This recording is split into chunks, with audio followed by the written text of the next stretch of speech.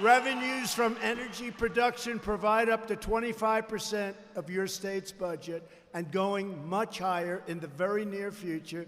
And they've generated nearly $1 billion budget surplus in New Mexico. Thank you very much, President Trump. Thank you.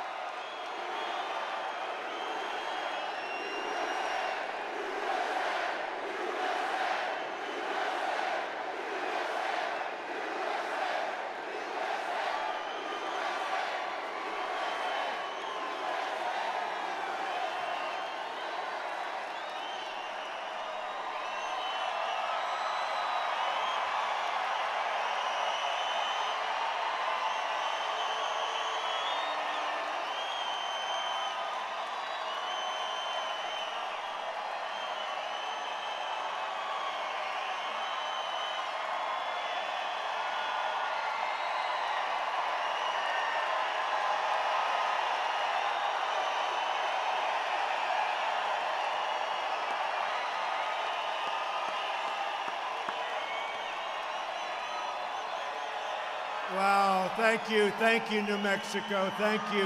We love being with you. We love being with you. Incredible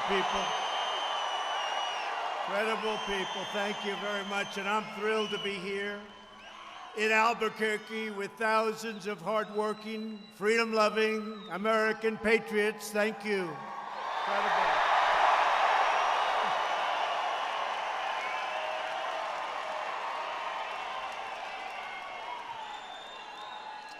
We're all united by the same love of our great country. And by the way, our country is doing great. You see it.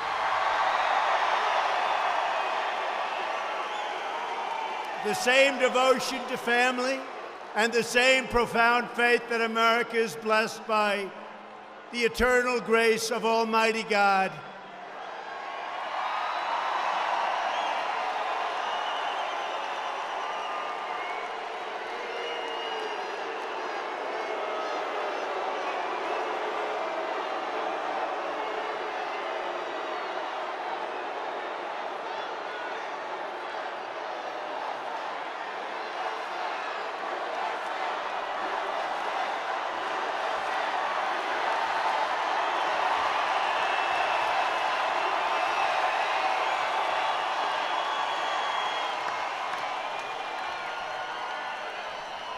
Good night to that person. Tomorrow they'll say massive protest. Now, one person just going home to mommy a little bit sooner. Good night. But we're bound by these convictions. We will campaign for every vote, and we will win the great state of New Mexico in 2020.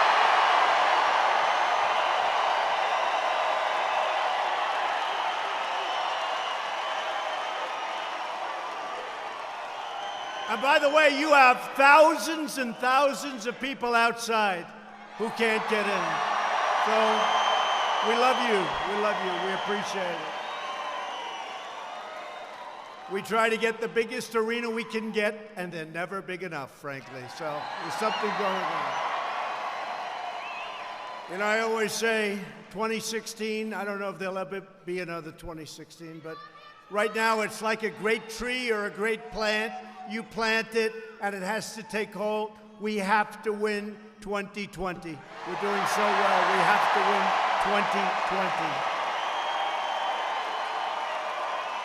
And every day, and you know as well as I do, we're battling against the corrupt establishment of the past, and we're achieving historic victories for the American people.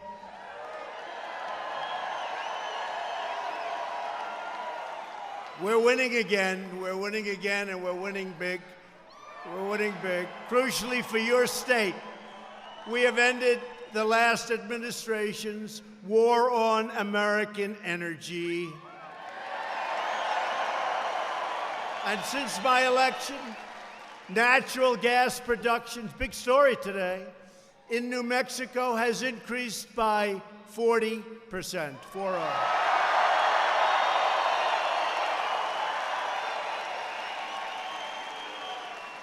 And that means great wages, and it means jobs, and that's why you're breaking every single record in your state's book.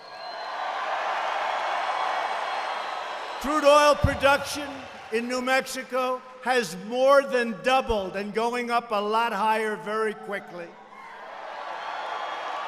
And your state's energy revenues are up by nearly 2/3. Think of that, 2/3. And that's in a short period of time. Give me a little bit more time, okay?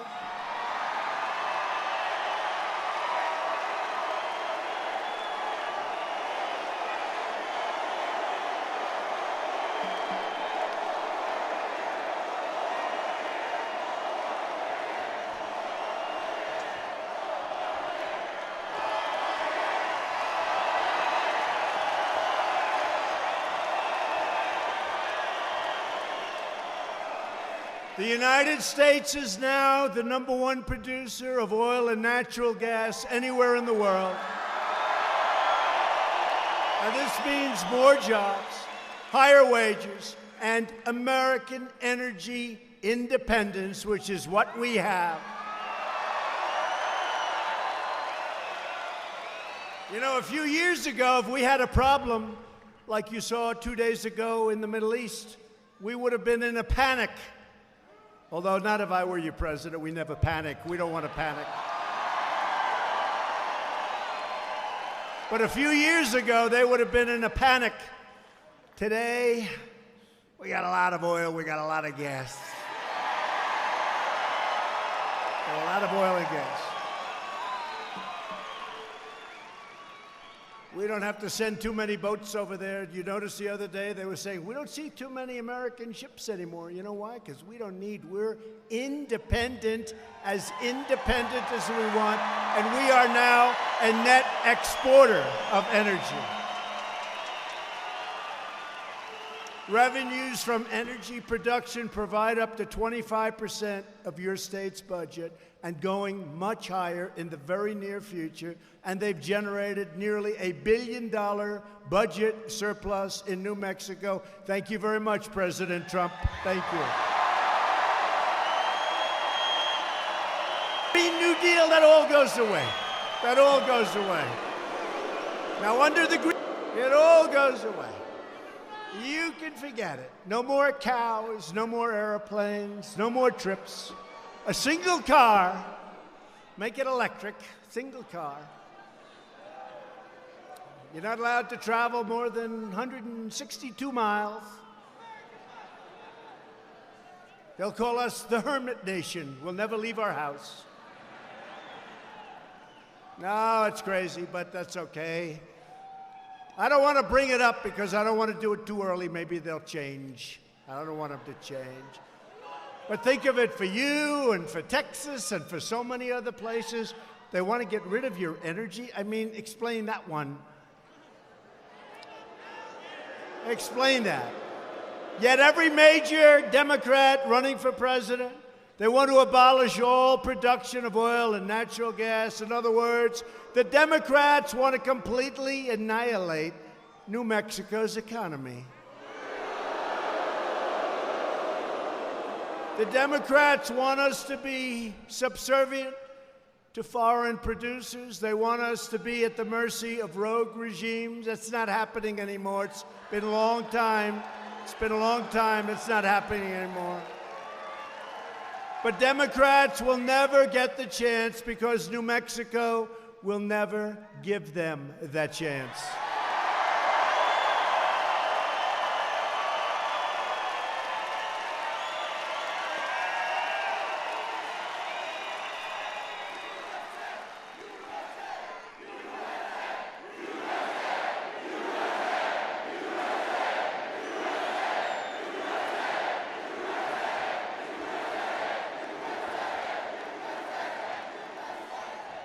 Under this administration, America is working again. America is winning again. And America is respected again, like it hasn't been for a long time.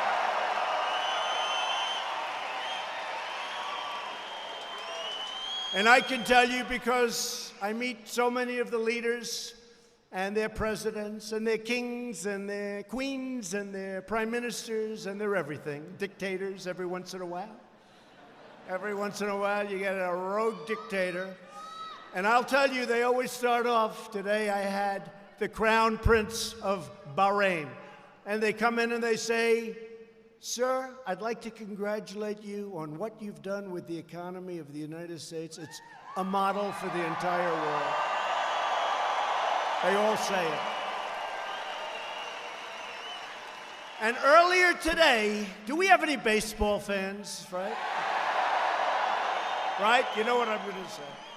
But earlier today in the White House, I had the honor of awarding the Presidential Medal of Freedom. That's the highest civilian award to someone who truly embodies the American dream, baseball legend, the greatest, by the way, the greatest relief pitcher of all time. You look at those records.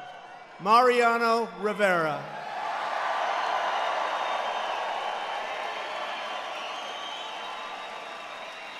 He was something. Well, the Yankees won a lot of World Series because of Mariano. Great guy. We gave him the medal, done so much for charity. A fantastic man, fantastic family. It was a beautiful day at the White House, so it was good. My administration is fighting to empower all Americans to reach their dreams and achieve their potential. We have created 6 million new jobs since Election Day. The fake news would never have allowed us to say that during the campaign, even as a projection. Unemployment recently reached its lowest rate in over 50 years. More than 7 million Americans have been lifted off of food stamps.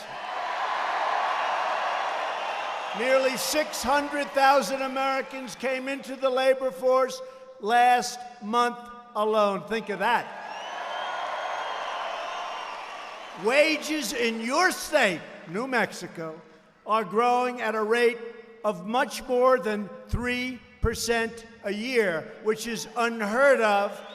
20 years ago, and I used to say during the campaign, you go back, it's hard to believe, I'm here almost 3 years. Can you believe how time is flying? Can you believe it? I don't know about me, but you look all much better than you did 3 years ago.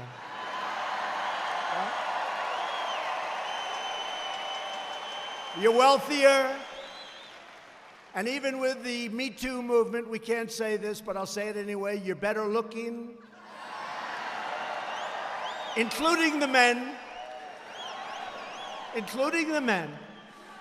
Now you're all looking good. Since my election, the number of new business applications for New Mexico has increased by almost 30%, more than any state in the United States.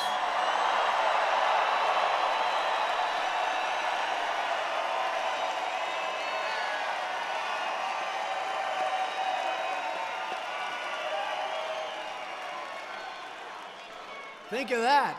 More than any state in the United States. So, essentially, that's saying you're in a certain category, which is a very important category. You're doing better than any state in the United States. How do I lose New Mexico? Explain that one, right? How do we lose that one? Now, and yet, for whatever reason, it's been quite a while since a Republican won this state, but we're going to win the state. I think we're going to win the state easy.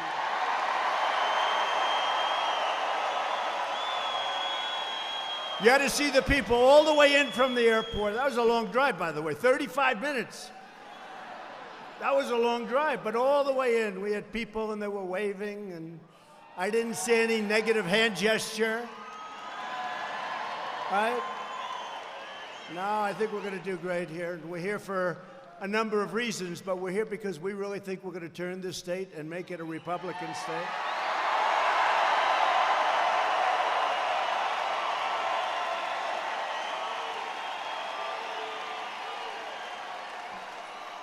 Yesterday marked the beginning of the Hispanic Heritage Month. Who's Hispanic here?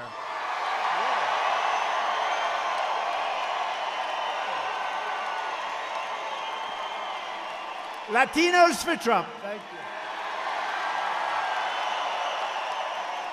Incredible people. But we have much to celebrate. Unbelievable when you think the unemployment for Hispanic Americans is right now at the lowest level ever recorded in the history of our country.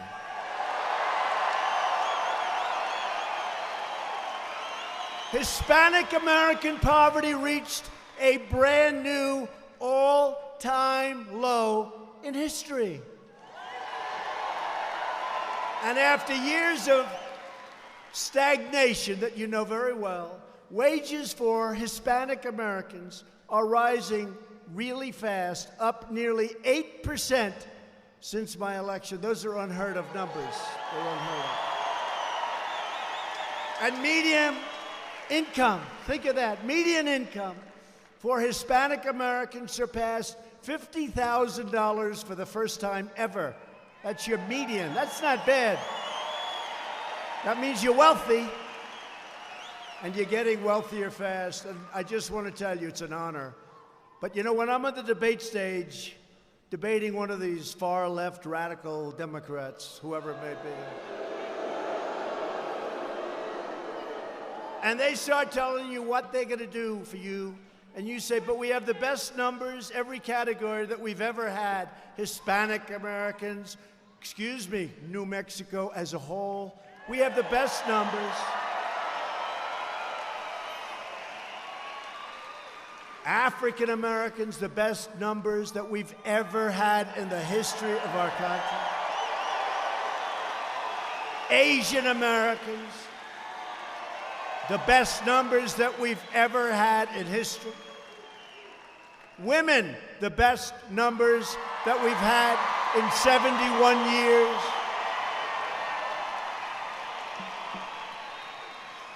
We're working night and day to deliver a future of limitless opportunity for our nation's Hispanic American citizens, including millions and millions of extraordinary Mexican Americans who enrich our society, strengthen our country, serve in our military, and contribute immensely to our shared American family. And I want to just tell you that Mexico is doing a great job for us on the border, and I want to thank the President of Mexico.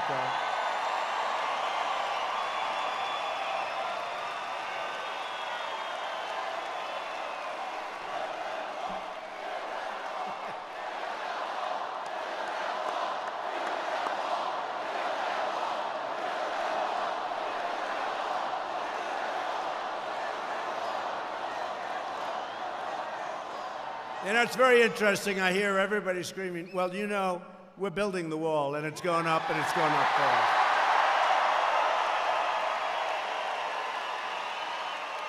And if you think that's easy, with the Democrats who control the House, we have to take it back. But if you think it's easy, but we're building a lot of wall, we'll have almost 500 miles of wall built by the end of next year, and it's making a big difference. 500 miles. But you know, we won a big case 2 months ago in the Supreme Court that allowed us to do what we're doing. This has been, I'll tell you what, ready? Another president would have given up a long time ago. We don't give up. So we're building the wall. The Army Corps of Engineers, we're doing a beautiful job. It's a great structure. It's a great structure. You're going to have to really want to get over that wall to do it. But you know, it was very interesting because not too long ago, I saw where the Hispanic American, the Hispanics, were up with me in a poll, 17%. And everyone said, how is that? How is that? How is that? 17%. Up by 70%. I won't even tell you what the final number was because they won't believe it. But you're going to see what the final number. But you know why? Because the Hispanic Americans They understand they don't want criminals coming across the border. They don't want people taking their jobs. They want to have that security, and they want the wall. They want the wall.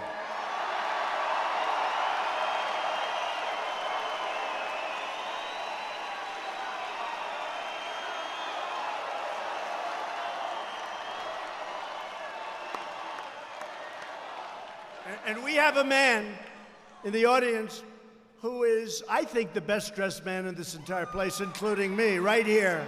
Look at him. Come here. Look at him. Look at this guy. And he's been to a couple of rallies, too, haven't you, huh? We have some people, a group of people the other day. You know, we had a victory in North Carolina that was unbelievable, 2 of them. One of them, it was going to be very, very close. Here's another one of my friends. Thank you. I like that beautiful red tie you're wearing.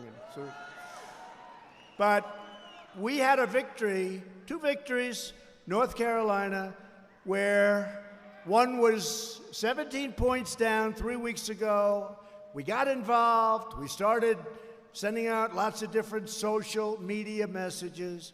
We did a couple of little robocalls, but the big thing, we did a speech the night before. The turnout was beyond belief. And instead of being down by 17 points, he easily won the election, 4,000 or 5,000 votes. Dan, thank you, Dan.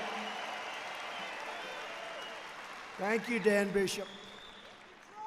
And Greg Murphy was up a couple of points, and he ended up winning. I don't know, I'd ask the media, but they won't give me. How many, what did he get? You know, like 20, 21? He won by a lot.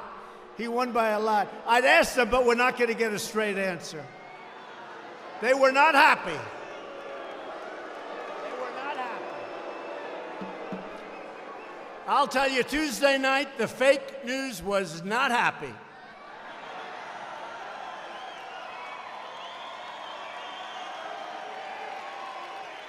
You know, they had their studios all built.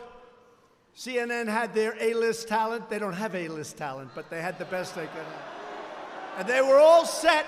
This was going to be the end of Trump because this man was going to lose, but he turned out to be tough and smart. And in all fairness, I helped a lot, too.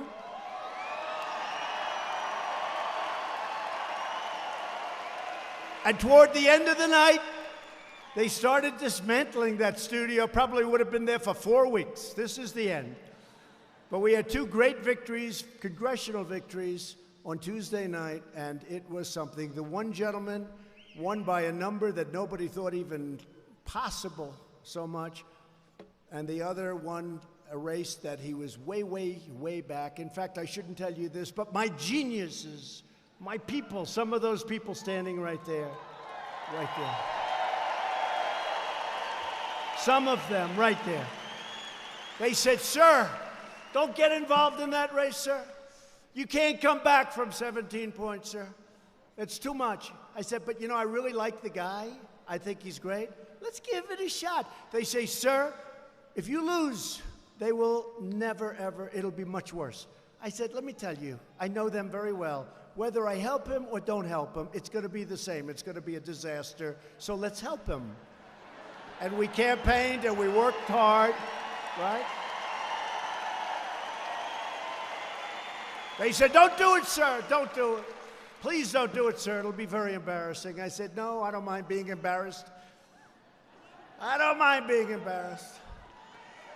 We're also very proud that unemployment among Native Americans has reached the lowest rate in nearly 2 decades.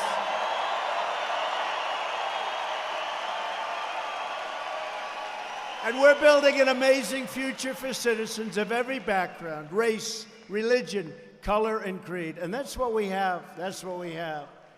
Race, religion, color, and creed. But the radical left Democrats want to demolish everything that we've gained. They want to raise your taxes. They want to bury you in regulation. They want to take away your health insurance, 180 million Americans. They want to erase American history, crush religious liberty, indoctrinate our students with left-wing ideology. And left-wing Democrats want to confiscate your guns and eliminate your God-given right to self-defense. You know that. As your president, I will never allow them to take away your liberty, your dignity, your Social Security.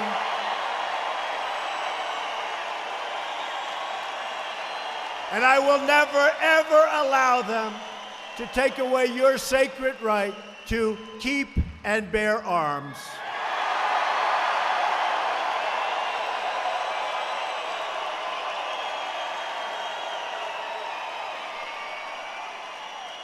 The left tries to threaten, bully, intimidate Americans into submission.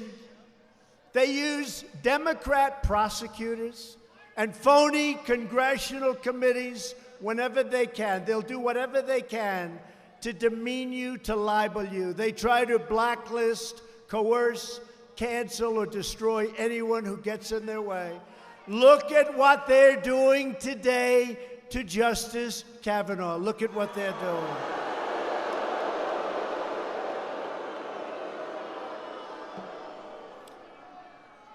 Did you see the New York Times? Did you see what they're doing? Did you see what Democrats? They're calling for his resignation. They're calling for his impeachment. And the woman involved said she didn't know anything. She doesn't, but they still. So the New York Times had to put out a major apology, and they had to change their story. The woman said, I don't remember that. Okay, believe? And they still want him to be impeached. And I just put out a statement, and he's a great man, by the way, great talent, a great, brilliant man, Brett Kavanaugh. And I just put out a statement on social media that said, I don't think they'll do it, but they should, for the good of the nation. I call for the resignation of everybody at the New York Times involved in the Kavanaugh smear story. And while you're at it, the Russian witch hunt hoax, which is just as phony a story. They've taken the old gray lady. Do you know the New York Times? For years, the old gray lady, so prestigious. They've taken the old great lady and broken her down, destroyed her virtue, and ruined her reputation. She can never recover and will never return to greatness under current management. The Times is dead. Long live the New York Times. Long live the New York Times.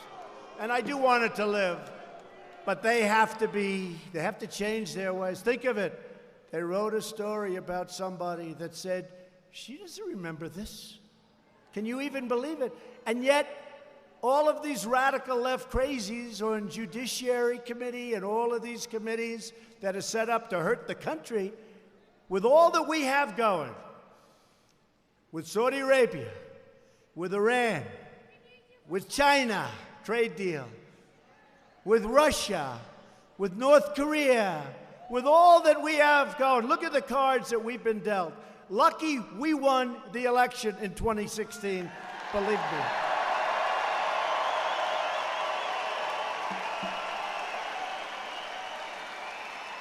With all that we have going, they say, let's impeach Justice Kavanaugh, one of the smartest, most brilliant students, top at Yale, incredible life, incredible family. Let's impeach him. It's a made-up story.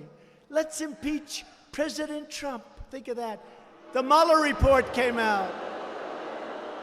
Think of this. This crazy Mueller report comes out. 18 Trump haters, liberal Democrats, some worked for Hillary Clinton. They found nothing. Now think of it.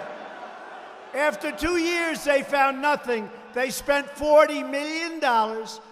There's not a person in the room that I couldn't find something on with that. Think of it. They found nothing. No collusion, no obstruction, no nothing.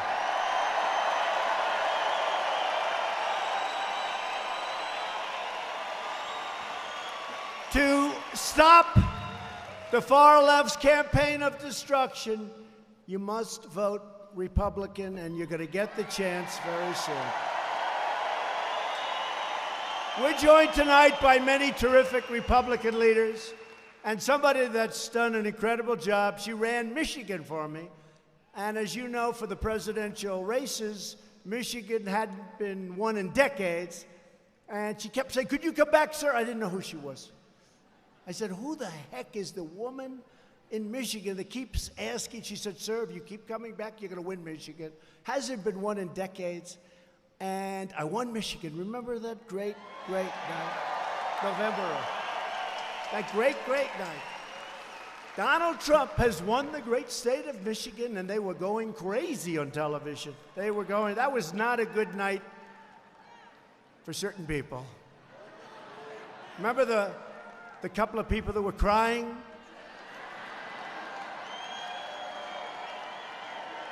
I guess they don't like a strong military. They don't like cutting regulations. They don't like low taxes. They don't like right to try, right to try. All these things we've done. For the vets, we got choice. We got choice for the vets. Choice. Everybody said it was impossible. We've rebuilt our military. I told the story for the first time today. A general came into my office, and my first few weeks, you remember, it was a little dangerous out there. President Obama left us with a few beauties, right? And I said to this general, "You better be prepared, because this is looking like it could really be conflict." And he looked at me and he goes, "Sir, we have very little ammunition." I said, "Say it again." And I want to tell you, the words "very little" he didn't use, because it was less than that.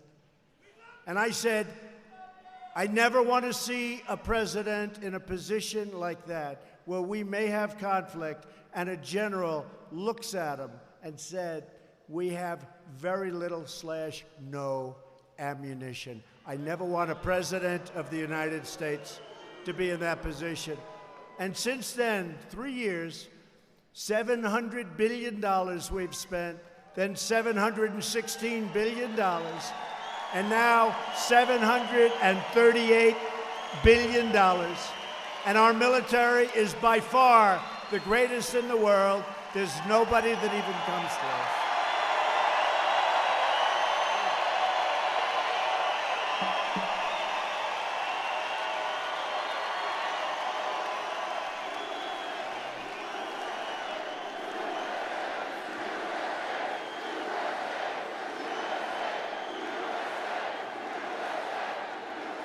So anyway, no president should ever be put in that position. And by the way, no president should ever have to go through what I've gone through either. That should never happen. What happened is a disgrace to our country. No president should ever have to go through it. And I'll tell you what, 99% of them would never have been able to take it. They wouldn't have been able to take it. But we won the great state of Michigan, and now we're doing really well because we've moved a lot of car companies. I tell Japan, sorry, big deficits with all these countries. We're changing it, but you got to get car companies. We're building car companies now in Michigan. They're not going to be leaving for lots of other countries, including China, including Mexico. They're going to stay home, and they're going to pay you a lot of money, and everybody's going to be happy. But Michigan's doing great. And Ronna McDaniel was the Republican Party chair of Michigan. So when we won the election, I said, let's get the woman from Michigan to run the RNC. And she has done an incredible job. Thank you, Ronna.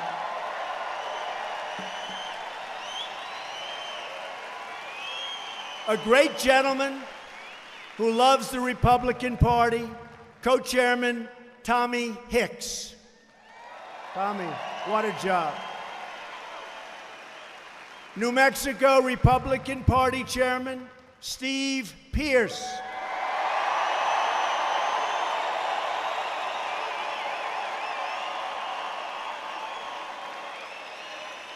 My friend and a really talented guy, he just gets the hell knocked out of him all the time. Brad Parscale, what a job he's doing. Brad, great job, Brad. Great job. And another great friend of mine, somebody that was on CNN and they didn't like him because he was too positive on Trump. Can you believe it? He happens to be Hispanic. He happens to be Hispanic, but I've never quite figured it out because he looks more like a wasp than I do. So I haven't figured that one out. But I'll tell you what, there is nobody that loves this country more or Hispanic more than Steve Cortez. Steve. Thank you, Steve. Nobody loves the Hispanics more. What do you like more, the country or the Hispanics? He says the country, I don't know. I may have to go for the Hispanics, to be honest with you. We got a lot of Hispanics. We love our Hispanics. Get out and vote. You know, just before the last election, the Cubans from Miami, where we got a tremendous percentage of the vote, close to 90%, they gave me the Bay of Pigs Award. Can you imagine, right? The Bay of Pigs Award. And the Venezuelans and the Cubans are all for Trump. I will tell you that. They're all for Trump. They like what we're doing. With the help of, and Steve, I want to thank you very much, by the way. And you were incredible on CNN, and now you'll get a real job, okay? Steve, that audience wasn't big enough for you. Their ratings aren't good. With the help of everyone here tonight, we're taking power out of Washington and giving it back to the great people of our country and to the people of New Mexico.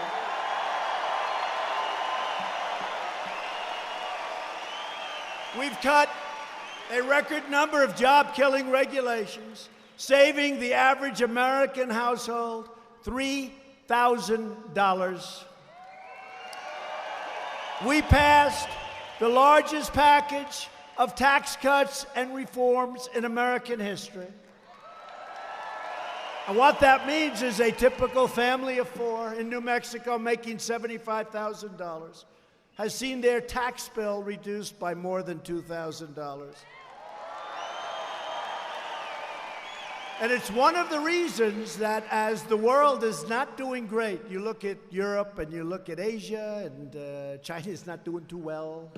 Must be honest with you. Worst year in 57 years, I'd say that's not good. But I hope they still like me.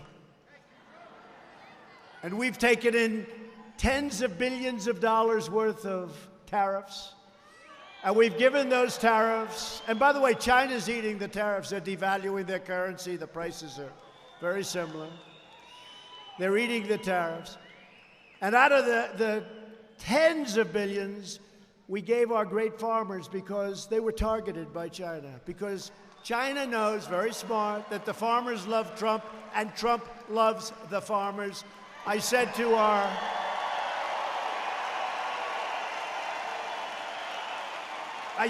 our Secretary of Agriculture, Sonny Perdue, I said, Sonny, how much did the farmers get hit by China targeting them and pulling back and doing all sorts of things? He said, $16 billion. I said, that's okay. We'll take $16 billion out of a much, much, much larger number. We're going to give it to the farmers so that they're even. And I tell you, the farmers do love Trump. They do love Trump.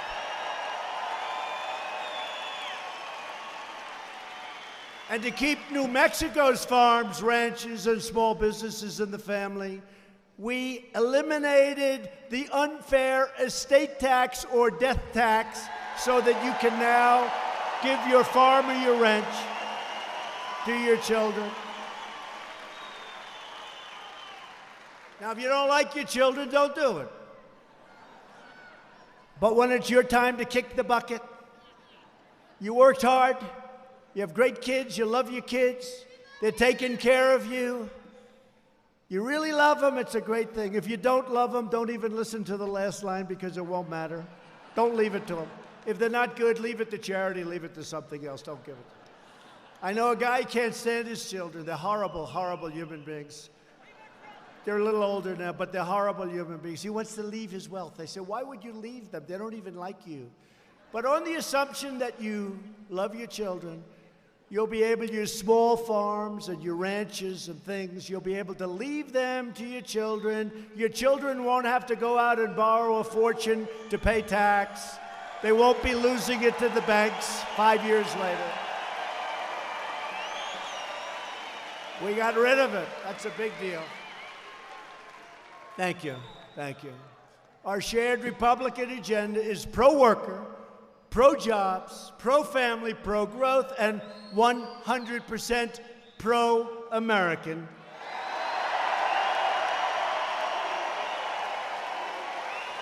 For many decades, our leaders put global interests and special interests ahead of your interests. You know that. In New Mexico, you know exactly what I'm talking about. People came in, they took your jobs, they had no border, they had no border control. Look at what's going on now, how we're doing. I mean, honestly, I mentioned the president of Mexico. We have today 27,000 Mexican soldiers on the border protecting our country, and I'll take it.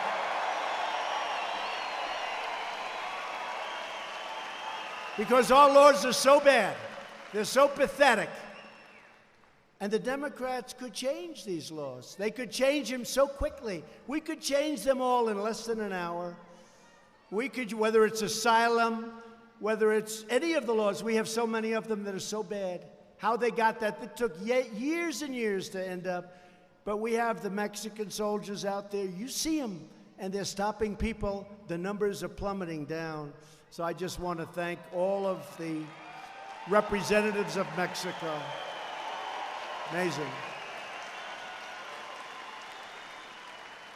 But we got to get rid of the loopholes. You know, the word is loopholes.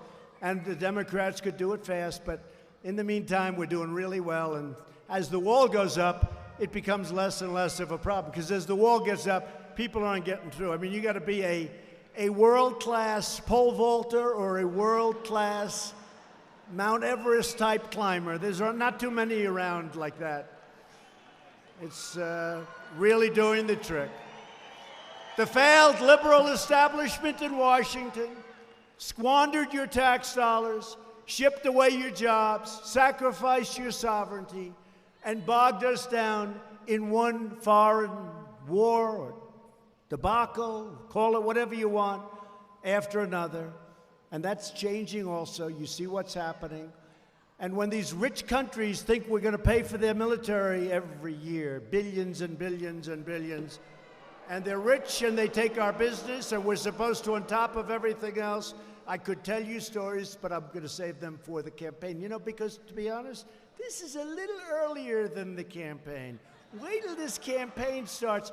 You know, like I was telling Brad and I was telling a few of the folks, one thing I don't want to do, Michael back there, Michael, hello, Mike, what a job he's done.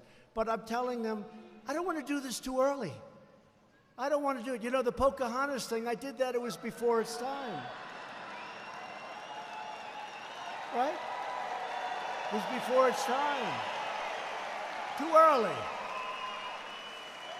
1024th. That means I have more Indian blood than she does, and I have none, unfortunately. I'd like to say I have a lot. That would get me another 4%, maybe another 10%. But I was early with her, and frankly, oh, it's coming back. Don't worry about it. But those days are over. Under this administration, we are finally putting America first. Putting it first.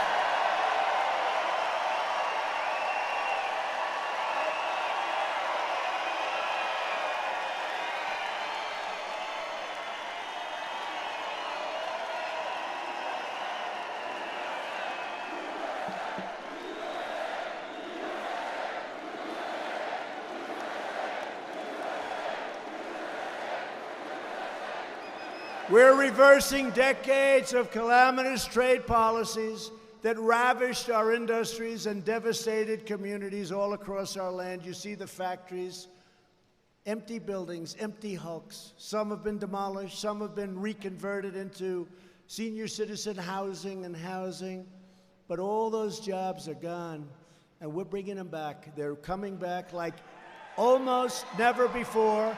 Probably I can say they're coming back like never before. People are coming back now because they want to be where the action is, and this is the country where they have the security and where they do have the action. In my first week in office, I proudly withdrew from the last administration's job-destroying and this was a catastrophe. You know, the Trans-Pacific Partnership, TPP. This would have destroyed the automobile business in our country. Now, New Mexico, you know that you were totally devastated by another disaster known as NAFTA.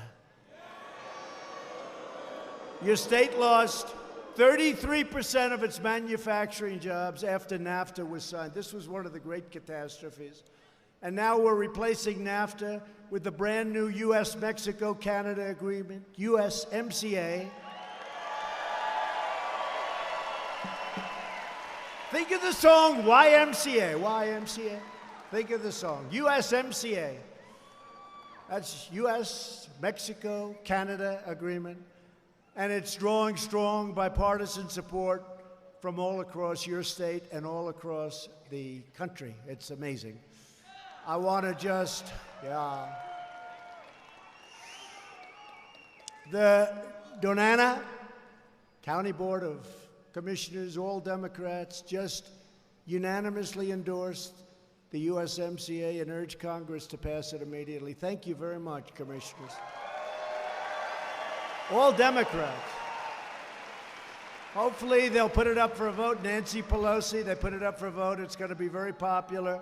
The Republicans love it, and the Democrats love it, and frankly, labor loves it, unions love it, farmers love it, and everybody wants it. Your farmers, your ranchers, everybody wants it. It's an incredible agreement, and Mexico's already passed it, and Canada's ready to pass it as soon as we do. See, they don't maybe trust us, that's why. I say, why aren't you passing it now? They say, oh, we'll pass it. They're going to pass it as soon as we do. Past leaders invited China to freely loot and pillage the United States economy. China's been taking out from $300 billion to $500 billion a year. Billion, not million, billion. Think of what $500 billion as we've rebuilt China. But now it's a different ballgame. Somebody had to do something with China. President Obama should have done it. President Bush should have done it. President Clinton should have done it. They all should have done it. Frankly, they all should have done a lot of things that we're doing right now.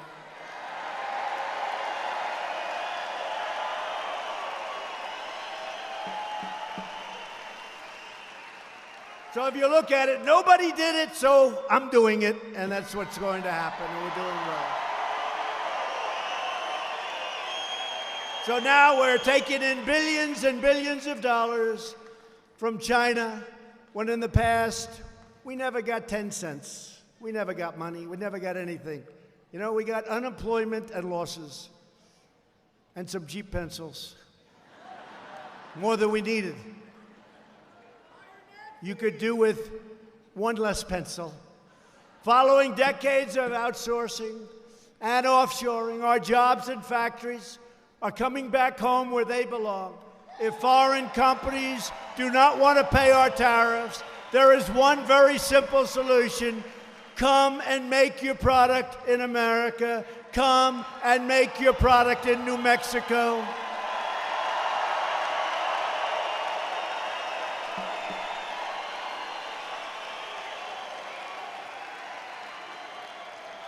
And by the way, I'm just seeing this great group of people, the spirit. Is there any place in the world that's more fun or more exciting than a Trump rally? Really? Is there anything? And when you think about it, it's not about fun, it's about achievement, because what we've achieved in the last almost 3 years is unparalleled. There's never been an administration that in the first 2.5 years has done what we've been able to do or achieve.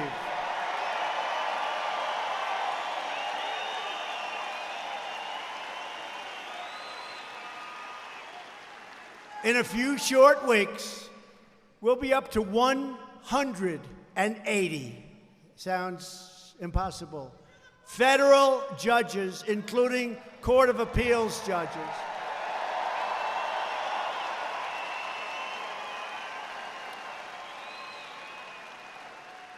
Because President Obama did us a great favor when I came in. I said, I assume I have no judges to appoint. No, sir, you have 138 judges. 138. Didn't put them up, couldn't get them approved. I don't know what happened. But we started off with 138. Now we're up to 180.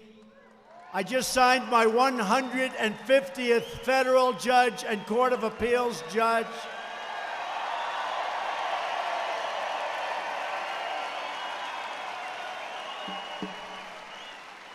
And we already have 2 great Supreme Court justices, Gorsuch and Kavanaugh.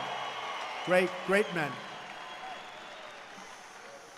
So think of that. You know, you come in, and I've always heard the most important thing a president does. I disagree with this, by the way, but that's okay. I disagree with a lot of things. Because I think the most important thing is our military and protecting our country, right?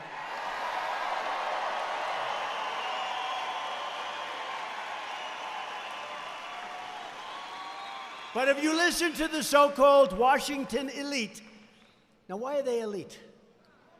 We do better than they do, we're smarter than them, we make more money, we have better houses, we have better everything. And then they say the elite. That means you're the super elite. I've always taken offense when somebody said, President Trump is tired of listening to the elite. I said, no, I'm more elite than them.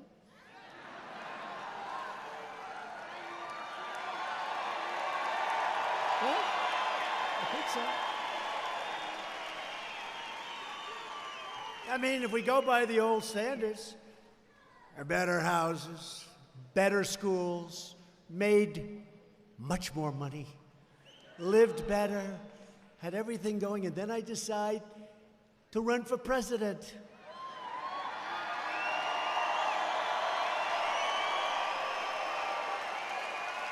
And I'll be honest.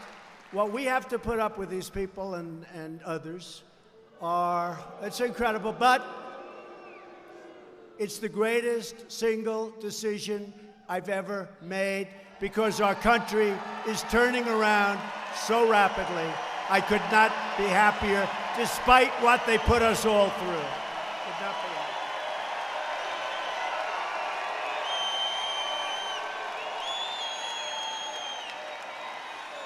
After years of building up other countries, we're finally building up our country. Isn't that nice?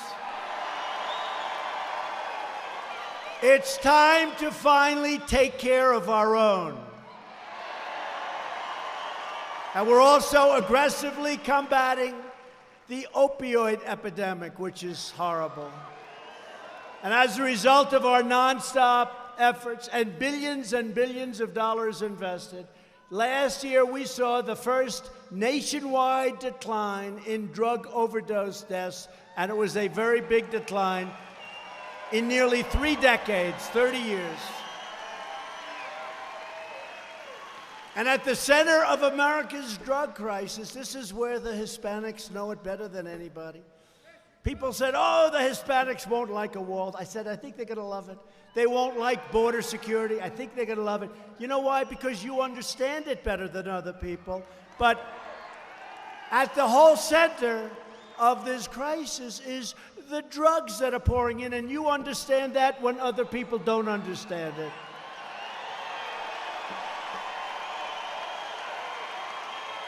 The border crisis. Everyday dangers, criminal cartels smuggle vast quantities of lethal narcotics across your southern border, including heroin, meth, cocaine, and fentanyl. And we're stopping them now. You see the kind of numbers. We're getting millions and millions and millions of dollars worth. We've had some shipments where it could kill half of the country. Some of the fentanyl and some of the bad, really bad stuff, if it were distributed, could actually has the power to kill half of the country. This is like a warlike situation. That's why you're liking Trump, because you're not going to let that happen.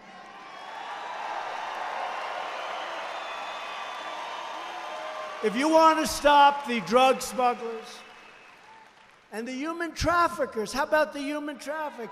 And they traffic, really, for the most part, in women. That's what they traffic in, it's women.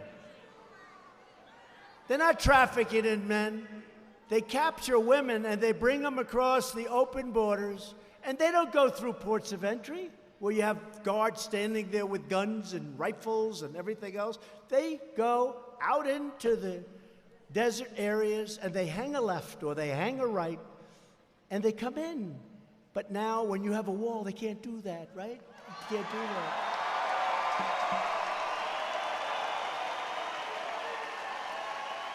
And so many of these Democrats that are against the wall, it's common sense. Look, you know what I saw the other day? Where the Democrats are having their convention, their national convention. They just gave out a tremendous contract. You know what it's for? They're building a big wall around the building. They're building a big wall. A massive wall. We should tell them, open borders, let anybody come in.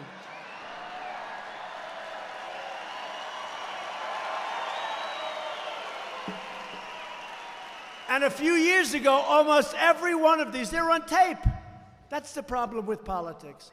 3 years ago, they could say, look, I saw Senator Schumer, I saw Nancy Pelosi, I saw all of them. They said, no, we need a wall. We must have a wall. We must have President Obama. We must have a wall. We must stop people from coming into our country. Illegally, we have to stop it. We need a wall. Now, a few years later, they don't want a wall. You know why? Because anything I want, they want to do the opposite, and that's okay. That's the only reason. But if you want to stop the drug smugglers, human traffickers, and vicious MS-3 gang members, which we're taking out every year by the thousands and getting them the hell out of our country because of ICE.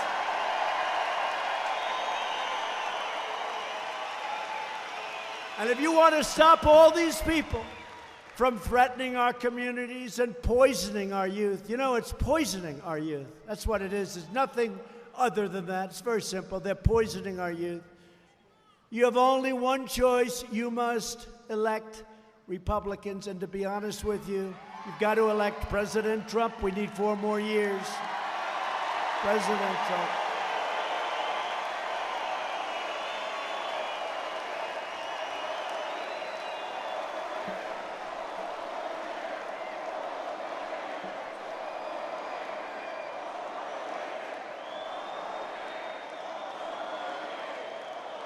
How about these phony Democrats? They started with Russia, Russia, Russia. That turned out to be a fraud. That turned out to be a fraud. Then they went to race. Do you believe that one, race? I'm the least racist person in this room.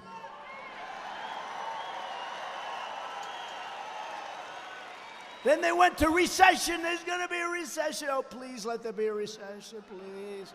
Because we have a better chance of defeating him if there's a recession. And unfortunately, the stock market's only a few points from its all-time high, which we've broken on, I think it's well over 100 times. We broke the all-time record.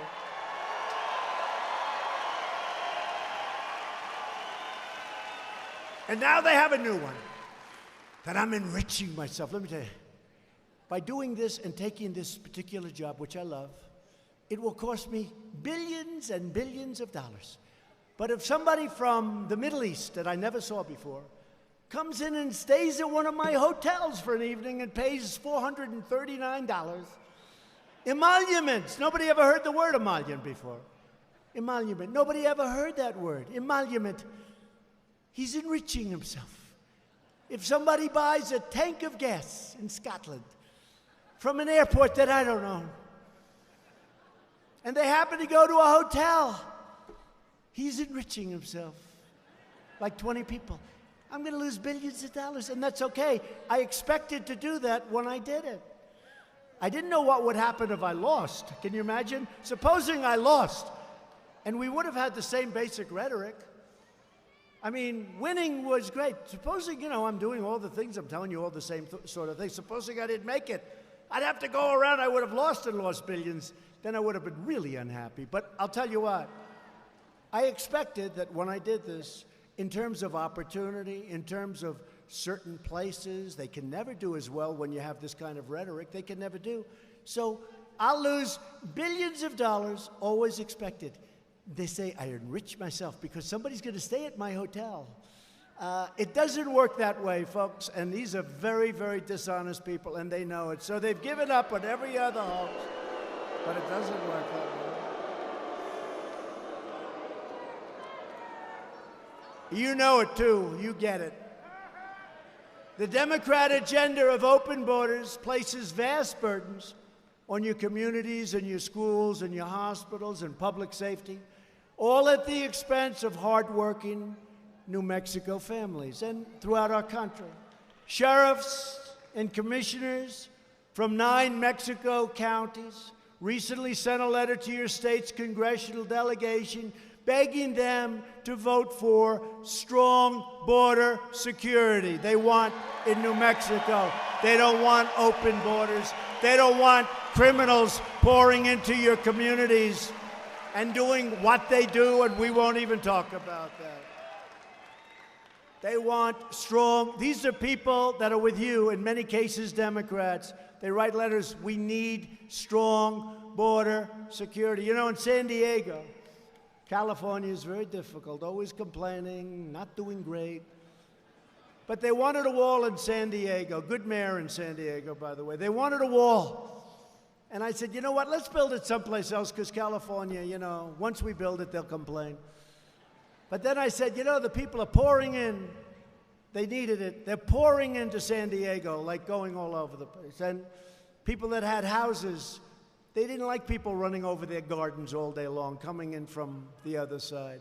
So we put up a wall, and I thought everybody would be happy. As soon as it was finished, the day it was finished, I was notified, we didn't want the wall. Why did you do the wall? And I will tell you, in other words, it's all a game. I'd love to take the sucker down and move it right now to New Mexico.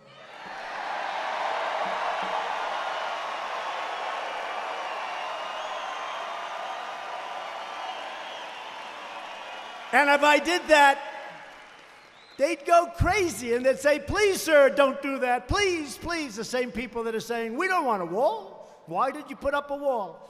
And I knew that was going to happen. I told my people that was going to happen. But they're very happy with their wall.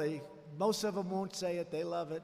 It stopped. It only stopped 99.9% of the people coming in.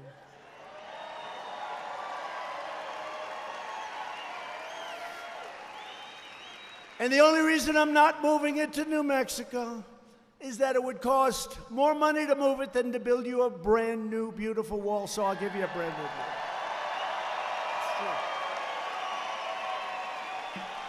It's true. I actually priced it out. It's true. These contractors, all my life I've been dealing, they can find a way to make money. Sir, it'll cost more money to move the wall than to build a new one. They have it. But the commission, your commissioners wrote, I quote, our communities do not have the resources nor the budgets to handle the massive influx of immigrants we are experiencing. This is your commissioners writing to us in Washington. Our scarce resources are in danger of being rapidly depleted to the point that we will be unable to effectively care for our own citizens, you, and our existing homeless populations, many of whom are American veterans, right? So Democrats put illegal aliens before American citizens. Republicans believe that we must take care of our own citizens first. I'm sorry.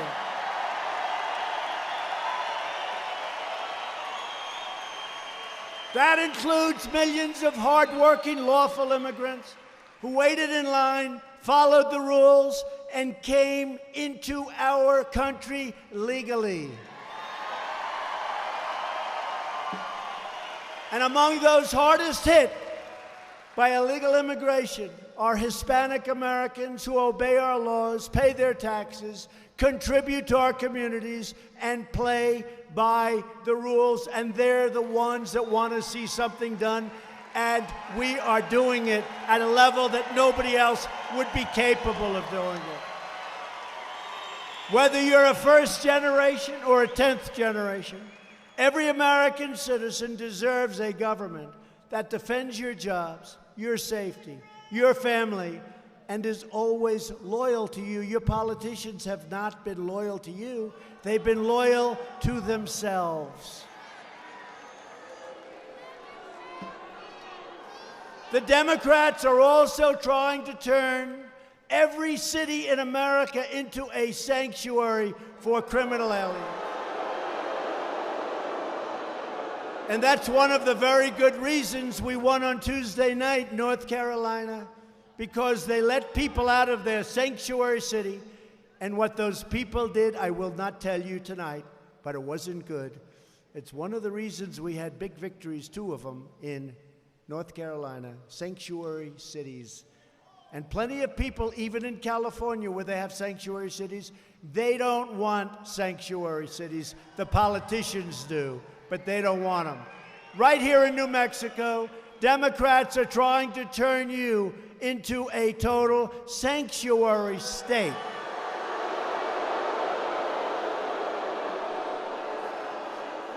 Creating a safe harbor for dangerous criminal aliens and gang members that sanctuary policies release from jail.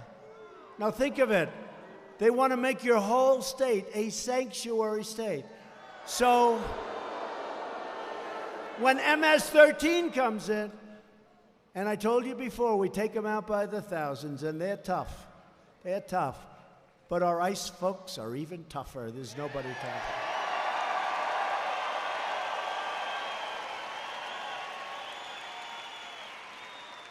But you're, I would say, naive, but maybe it's much worse than that. They're naive, these politicians. The naive politicians, they don't want ICE to come in. They don't want to take these criminals out. And if you don't take them out and they're in New Mexico, I got to tell you something, folks. You got problems. You got problems. You got big problems. Republicans believe our cities should be sanctuaries for law-abiding Americans, not for criminal aliens.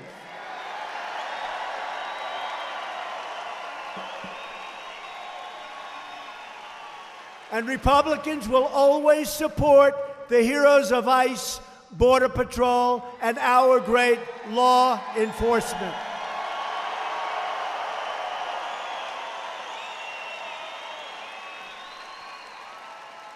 The Democrat Party, do you notice I always say the Democrat Party? You know, before I came, they were all calling Democratic because it sounds better, right? It does. It's much nicer. The Democratic Party is much nicer than the Democrat Party. But their name is the Democrat Party. And I'm not looking for them to sound nice. I want to give their name. So I always say the Democrat Party, but that's their name, the Democrat Party. Frankly, they should probably change it because it does, and then I'd call them the Democratic Party. But the Democrat Party has never been farther outside the mainstream. Every major, that's a nasty fly. I don't like those suckers. I don't know about you in New Mexico, but I'm not into flies or mosquitoes. I don't like snakes too much. We have plenty of them in New York and Washington, a different variety. I don't like snakes either. We got a lot of snakes in Washington, D.C. We got a lot of snakes in New York.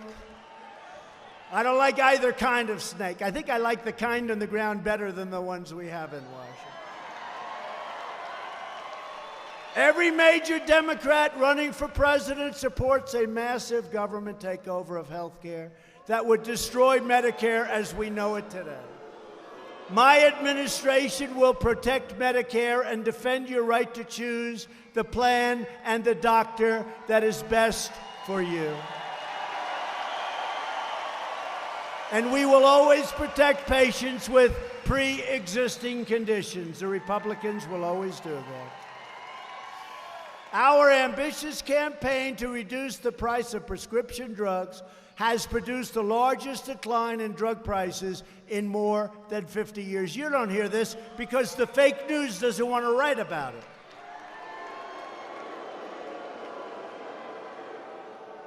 You know, sometimes I'll have a news conference about something that's so good, and I'll say, you know, I'll call my wife, First Lady, First Lady.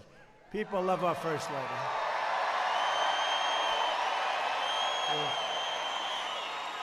I'll say, when you see television tonight, we did something that was so great, whatever it may be. We did a lot of things. We did something so great, and it won't be on. But if there's something that's just slightly negative, or even if it's good that they can turn negative, that's what they like best. Take something good and turn it negative. It's breaking. We have breaking news. We have breaking news. Ah, these are phony people, but that's okay. You know, when you think of it, I'm president, and they're not. Crazy. It's crazy. You know, sometimes I'll be in the Oval Office, and I'll be with my people. We have great people, and I'll say, you know, and there's great calm in the Oval Office. You don't like to hear about it because you don't hear about it too much. That's not what they, but we have great calm, considering it's pretty wild stuff going on in the world, right? But I'll be saying, you know, they don't treat us right. They don't treat us right. It's not fair. It's not this. And then I'll just sit back. I'll say, but we're in the Oval Office, and they're not. It's pretty amazing. It's pretty amazing. And when you have the Democrat Party and the press, the media, the lamestream media, the fake news, and they're partners. They are partners, okay? Remember the word manufactured? They used the word manufactured on something. Never been used for that thing. And every newscast, the manufactured crisis started. The next one, this crisis was manufactured. Every one of them used the word manufactured. They know what I'm talking about. Now that's called collusion, folks. That's real collusion.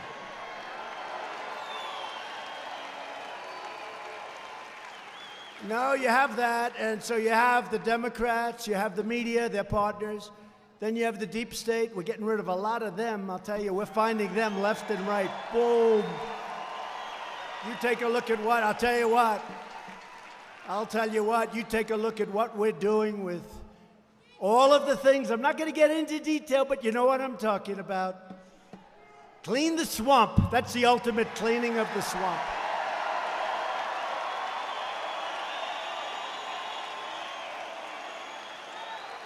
And then I hate to say this, but we have some Republicans, they're not good. You call them a rhino, they're rhinos.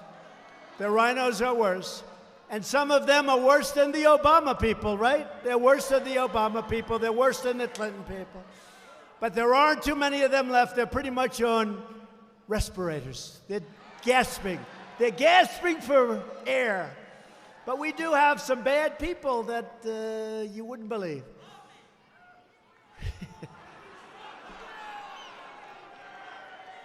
I didn't hear you. What did you say? What? I didn't hear that. Virtually every top Democrat also now supports late-term abortion, ripping babies straight from the mother's womb, right up until the moment of birth. And that's why I've asked Congress to prohibit extreme late-term abortion, because Republicans believe that every child is a sacred gift from God.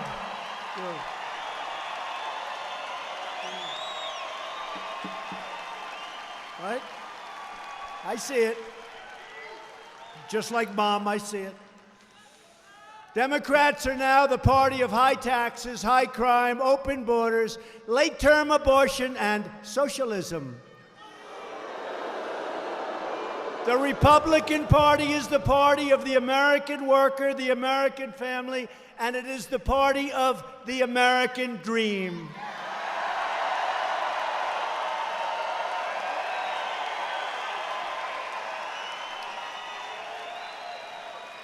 We've achieved record funding for the U.S. military.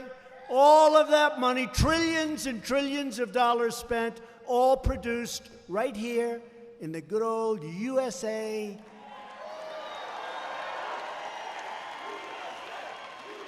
And I have to tell you, New Mexico, I know you're going to like this, a lot of those trillions, because, you know, when you do the 716 and the 730 and the 700 billion, all of a sudden you're in trillions, and I can save a lot of lines when I just say trillions. A lot of that money is going to be spent in a state-of-the-art military equipment that's being used at Holloman Air Force Base, White Sands Missile Range, Kirtland Air Force Base, and many other vital New Mexico military installations that are going up as we speak. That's also jobs, but more importantly than even jobs, incredible. What you've done for the military in New Mexico is incredible, and we've remembered, but we're pouring a lot of money into New Mexico, and that means a lot of good things. And we're investing in our nation's nuclear security, including right here in New Mexico, and Sandia National Laboratories and Los Alamos National Laboratory.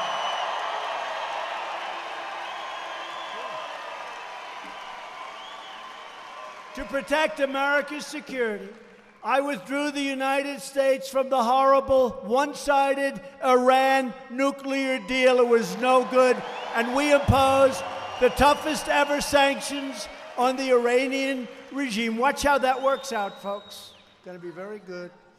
I recognized Israel's true capital and opened the American embassy in Jerusalem.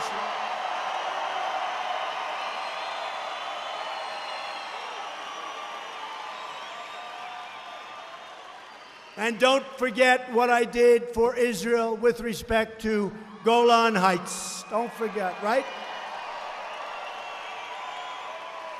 For years you watched as your politicians apologized for America. Now you have a president who is standing up for America, and we are standing up for New Mexico.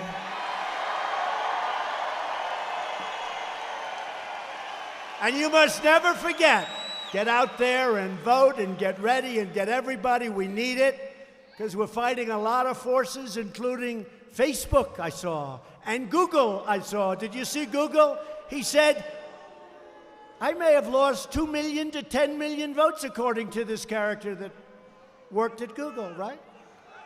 And we still won. How the hell did we win? Everybody was against us. How did we win? How did we win? This is a Google executive. From 2 million to 10.5 million votes. And we won. I don't know. We must be doing. I will say this. That happened, and people came from the valleys. They came from everywhere. They came from places that nobody's ever talked about before. And it was the forgotten men and women. But the truth is, I know these men and women, and they're the most incredible men and women in this country. They really are.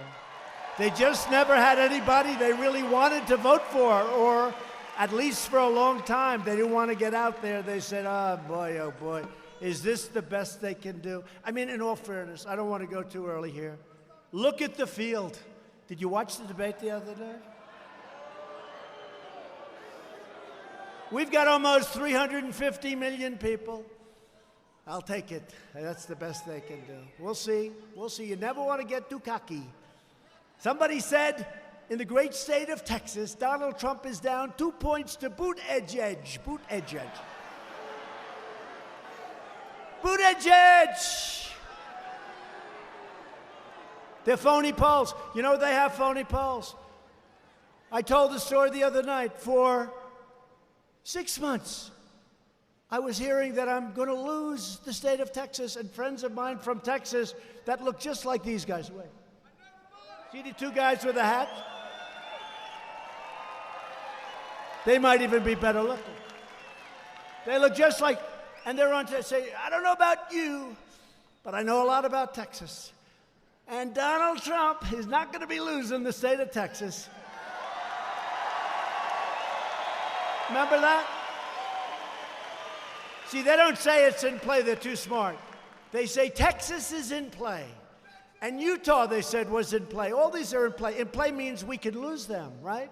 It's a better term, though, because this way they can't get skunked, but they can get skunked with me. So what happens is on that beautiful election night, was that one of the greatest, coolest nights ever? Well, you know, they can never call a victory unless you absolutely have it. And unless you're winning by a lot. This is 6 months. Texas is in play. You know, he could lose Texas. I keep saying, I go to a stadium, we sell out to thousands of people, lines that are miles long. I mean, and every friend of mine says you're going to win by a lot. So they announce 8 o'clock, whatever time. The polls in Texas are closed. Donald Trump has won the state of Texas.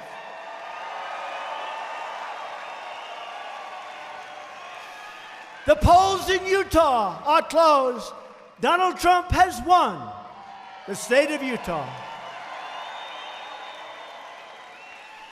They don't even take a breath.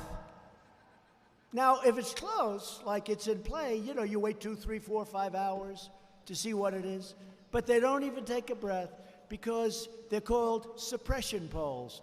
And they're no different than all of the dishonest reporting that you people see. They're no different. They're suppression polls. And I'll tell you what, we're going to win the state of New Mexico, and I'll be so surprised if we win. I'll be so surprised.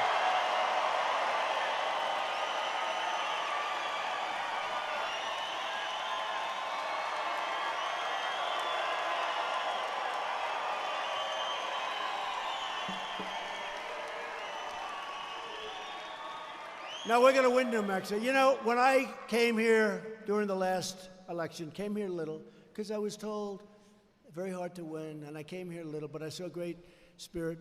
But I didn't really have a track record because, you know, I never did this stuff before. So I said I was going to cut your taxes, I did. I said I was going to cut your regulations, I did, more than any president in history, and they've been there for many years. I've been there for 2.5. And I think the regulation cutting, like the waters of the U.S., that was another beauty where you couldn't build a house, you couldn't farm your land. Now, what we've done on regulations is incredible. I've rebuilt our military. I've taken care of our vets. Look how happy our vets are with choice. Instead of waiting for 2 months to see a doctor or 2 weeks or 3 days, they now go out. If there's a wait, they go out, they get a private doctor. They get taken care of. We pay the bill. And for the first time, they've tried to get that for 45 years. They haven't been able to get it, but I'm good at getting things. You must never forget, the 2020 election is about one thing. What's it about? It's about you. It is. It's about you. It's about you. You know, I'm doing a good job as your messenger, but basically I'm a messenger. I know what you want. I understand it. It's about your family. It's about your future. And it's about the fate of your country, for your children, for everybody. It's about the fate of your country. It's about the future of our great country. No matter what label they use, a vote for any Democrat in 2020 is a vote for the rise of radical socialism and the destruction of the American dream. That's what it's about. Look at Venezuela. Venezuela, 15 years ago, was one of the wealthiest countries in the world, and today, very sad. No food, no water, no nothing. Socialism. We begin this campaign with the best record, the best results, the best agenda, and the only positive vision for America. And it's not just a little bit positive. Our country is going to be greater than it ever was. That's where we're headed.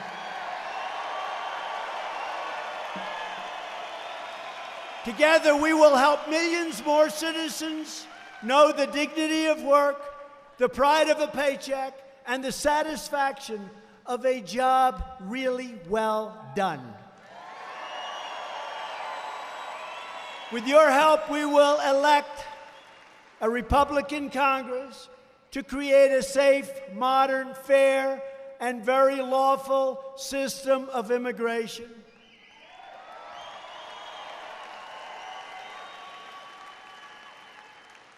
And we're going to have a lot done anyway. We already do have a lot done. You saw the figures last week. But we're doing it the hard way. It would be so much easier with a little stroke of the pen. We will enact trade deals that ensure more products are proudly stamped with those beautiful, beautiful words, that incredible phrase, made in the USA.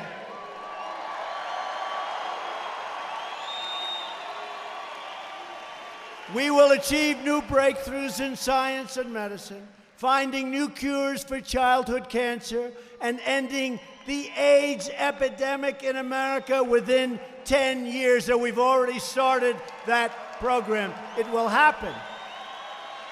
We have the medicine. Nobody even knew that. The AIDS epidemic in this country will be gone within 10 years. We've already started the process. It's been funded. It's been funded. Who would have thought that? Honestly, when I ran, I didn't know that. We have now the technology, and what they've done with respect to AIDS is incredible. What a terrible, terrible period of time the world went through. But we will have it ended within 10 years. We will defeat the effort to drive up the cost of houses, cars, health care, light bulbs, right? They took away our light bulb. I want an incandescent light. I want to look better, okay. I want to pay less money to look better. Does that make sense? You pay much less money and you look much better. And on top of that, with the new bulbs, if they break, it's considered a hazardous waste site. It's all gases inside. And you're supposed to bring it back to where you bought it in a sealed container. Give me a break. I asked the people, the professionals, well, what do people do when it breaks? Because they break all the time. What do? Nothing. They throw it away. So a lot of people didn't know. They didn't understand. You get a much better light at a much reduced cost, and it's much safer. Because when those other bulbs break, they really are dangerous. The gases come out, they're dangerous. These are little things that I have to explain, otherwise people will say, what the hell are you doing with light bulbs for?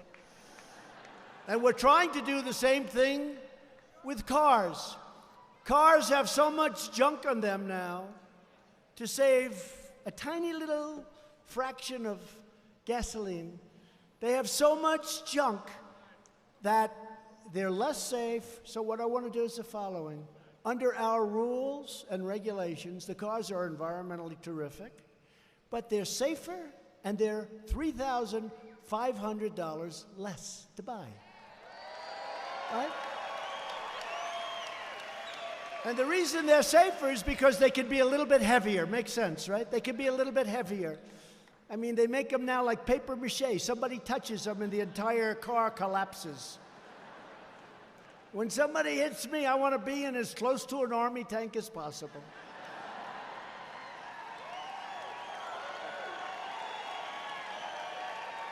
No, they're made out of paper mache. They weigh about 3 pounds. And if you get hit by a bus, it's over. They say, what happened to that car? No, think of it. It's safer, and it's less expensive by $3,500 on average. And California wants you to do the other cars, and we don't. We're going to end up in a big litigation. And I'm fighting for you. Look.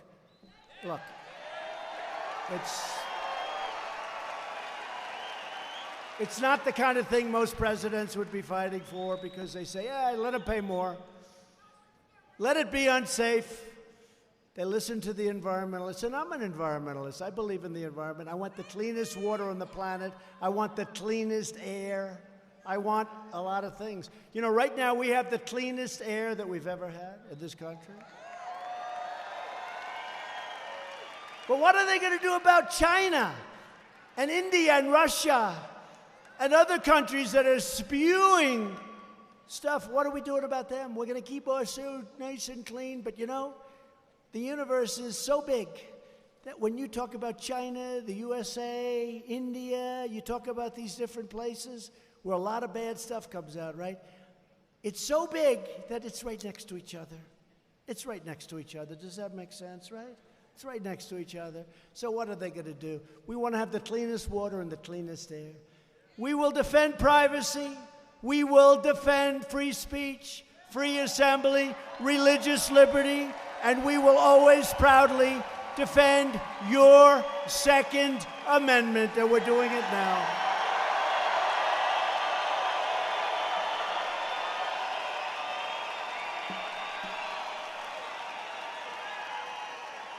And above all, we will never stop fighting for the values that bind us together as one America.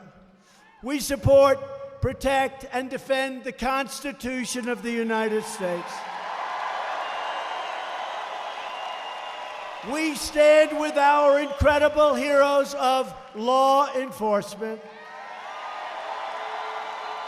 We believe in the dignity of work and in the sanctity of life. We believe that mothers and fathers, not Washington bureaucrats, know best how to raise their strong, beautiful families in their loving and wonderful communities. We believe that children should be taught to love our country, honor our history, and always respect our great American flag.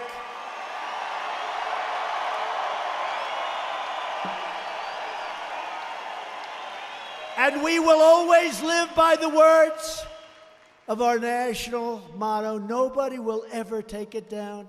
Nobody will ever take it down. We will never allow them to take it down. In God we trust.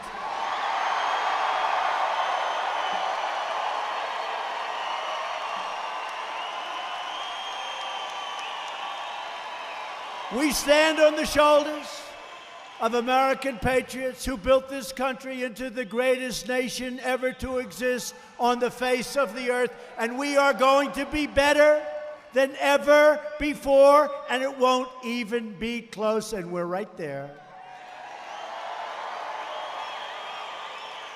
Our ancestors crossed the oceans, settled the continent, tamed the wilderness, revolutionized industry, pioneered scientists, won 2 world wars, defeated fascism and communism, put a man on the moon, and built the most exceptional country in the history of the world.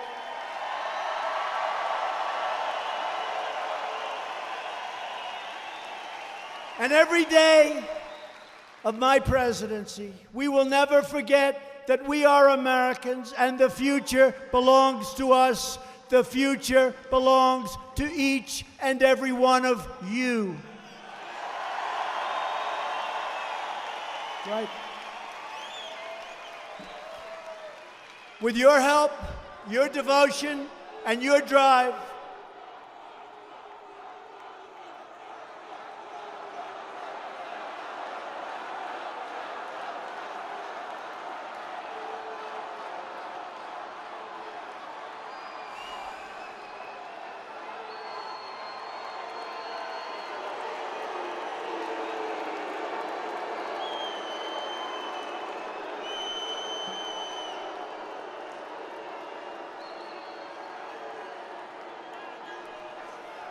gee,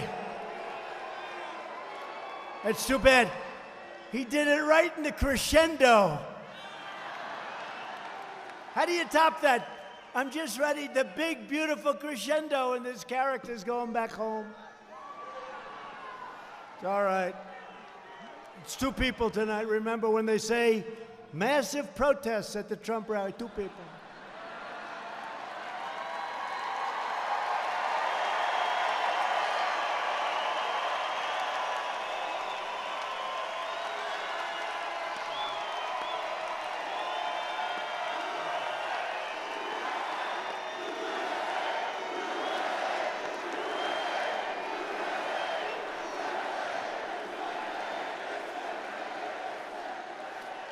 With your help, your devotion, and your drive, we are going to keep on working, we are going to keep on fighting, and we are going to keep on winning, winning, winning, win like never before. We are one movement, one people, one family, and one glorious nation under God.